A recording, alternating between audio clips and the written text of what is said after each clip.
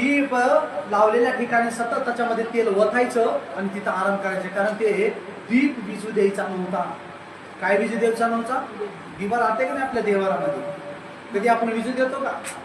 बघा काही काही मंदिरामध्ये दीप लावलेलाच असतो, जसं तेल संपल तसं तेल टाकायचंच राहतं, वातीचा दिवा असतो.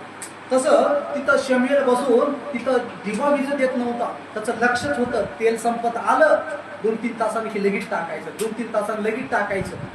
म्हणजे अशा पद्धतीनं वचन सांगेल की दीप अजून मालवला नव्हता. म्हणजे देवाचं वचन जिथं आहे तिथं तुम्ही बसा, म्हणजे देव तुम्हाला आशीर्वादित करत, देव तुम्हाला बोलत. आज आपल्या जीवनामध्ये एवढे परिस्थिती, प्रॉब्लेम, समस्या आहे. कधी कधी लोकांना वाटते की देवानं आम्हाला बोलावं. किती जणांना वाटते देवानं आम्हाला बोलावं वाटतं का नाही? माझ्या समस्याचं निवारण व्हावं, माझ्या प्रॉब्लेमचं निवारण व्हावं.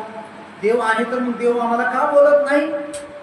देव असा डायरेक्ट बोलत नाही. देव त्याच्या वचनाच्या द्वारे, या सेवकाच्या द्वारेच बोलतो.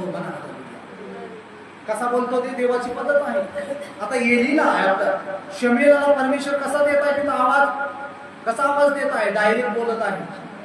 शमूएला त्याला वाटलं की एली जो माझा गुरु आहे तो मला आवाज देतोय.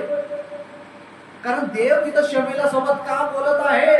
कारण शमूएल देवाच्या वचनापाशी बसलेला आहे. म्हणा, जिथं तुम्ही देवाच्या वचनापाशी बसता, जिथं देवाच्या वचनाचं पालन तुम्ही करताल, तिथं देव तुम्हाला बोलायला तयार आहे.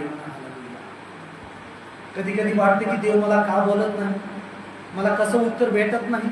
मला उत्तर भेटावं, काहीतरी देवानं मला शब्द द्यावा, देवानं मला बोलावं. मी जगात मी एकटी पडले, जगामध्ये मी खवून गेलो, जगामध्ये मला कुणीच नाही असं मला झालेलं आहे. देवानं मला बोलावं, देवानं मला चालवावं.